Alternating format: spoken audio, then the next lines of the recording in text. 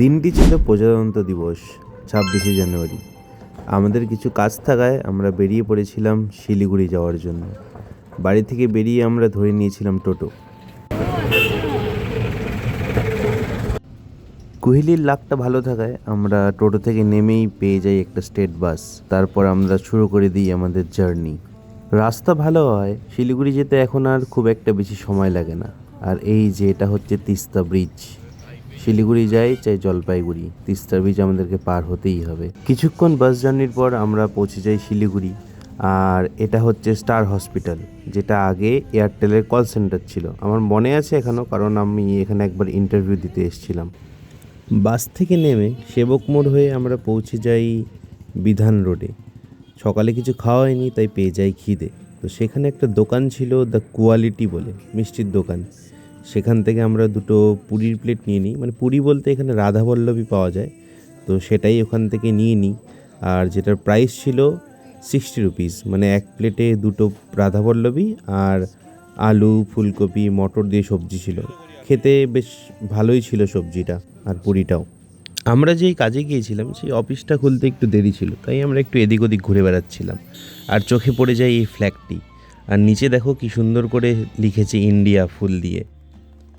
Republic day, তাই চারপাশেই কোথাও না কোথাও প্রোগ্রাম চলছিলই। আর সেখানেই ছিল শ্রী মেলা। তো আমি আর কুহিলি ঘুরতে ঘুরতে সেই মেলায় চলে যাই। যদিও মেলায় তখনও দোকান খুলেনি, সব দোকানগুলোই বন্ধ ছিল, কিন্তু রিপাবলিক ডের ফ্ল্যাগ হোস্টিং চলছিল। তো সেখানে গিয়ে আমরা কিছুক্ষণ দাঁড়াই, ফ্ল্যাগ হোস্টিং দেখি আর সবার সাথে একটু সেলিব্রেট করি। এরপর মেলার মধ্যে আমরা কিছুক্ষণ এদিক ওদিক ঘুরে বেড়াই, বাট সব দোকানই ছিল তখন বন্ধ, তাই অগত্যা আমাদেরকে বাইরে বেরিয়ে যেতে হয়। তারপর আমাদের কাজও কমপ্লিট হয়ে যায়। তারপর আমরা চলে যাই হংকং মার্কেটে।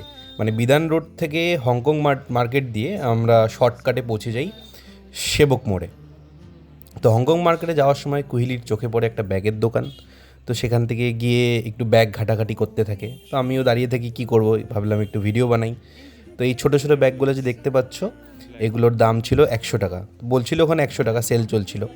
তারপর কুহিলি কিছু ব্যাগ দেখে, বাট একটা লেটেস্ট জিনিস, কুহিলি যে ব্যাগগুলো দেখে, মানে ভিডিওতে যেই ব্যাগগুলো দেখতে পাচ্ছ, এগুলোর মধ্যে একটাও নেয় না। তার পছন্দ হয় ঠিক অন্য একটা ব্যাগ। কিছুক্ষণ হংকং মার্কেটে এদিক ওদিক ঘোরাঘুরি করে আরও কিছু জিনিসপত্র দেখে, মানে কিনিনি, জাস্ট দেখেছি, জিনিসপত্র দেখে আমরা সোজা চলে যাই হিলকার্ট রোডে।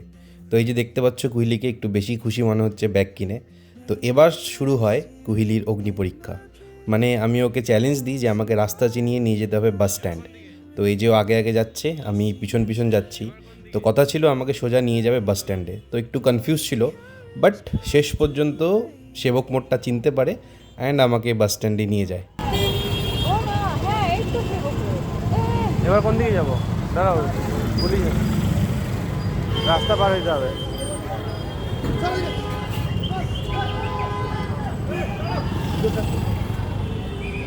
দাঁড়াও দাঁড়াও, গাড়ি ছাড়ছে দাঁড়াও।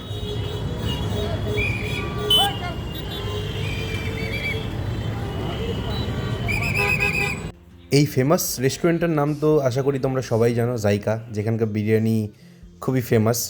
তো স্ট্যান্ডের সামনে সেই দোকানটি হয়। তো আমি আর কুহিলি ভাবি একটু বিরিয়ানি খেয়েই যাওয়া যাক। সো আমরা চলে যাই জাইকাতে অ্যান্ড নিয়ে নিই 1 প্লেট মাটন বিরিয়ানি। মানে 1 প্লেটই নিই, 2 প্লেট তখন খাওয়া সম্ভব ছিল না, অলরেডি পেট আমাদের ফুল ছিল। তো জায়গায় এসেছি, বিরিয়ানি খাবো না এরকম তো হয় না। তো আমি আর কুহিলি বসে পড়ি বিরিয়ানি নিয়ে। একটা প্লেটই ডিভাইড করে নিই দুজনের মধ্যে। বাট ওখানে 2 পিস মাটন দিয়েছিল, এটা আমার খুব ভালো লেগেছে। আর প্রাইস নিয়েছিল 250। তো তারপর আমরা বিরিয়ানি খাওয়া শেষ করি। বিরিয়ানি খাওয়া শেষ করে বেরিয়ে যাই বাইরে। এখন ক্যামেরা খুলে একটু চুল দাড়ি ঠিক করে নিই, একটু মুখটা দেখে নিই, কারণ সারাদিন অনেক এদিক ওদিক করতে হয়েছে। তারপর আর কি, তারপর এখন বাসের জন্য ওয়েট, বাস কখন আসবে আর বাসে উঠবো। তো কিছু বেশিক্ষণ আমাদের ওয়েট করতে হয়নি, কিছুক্ষণ পরেই ময়নাগুড়ির বাস চলে আসে। দেবে নাকি বাস?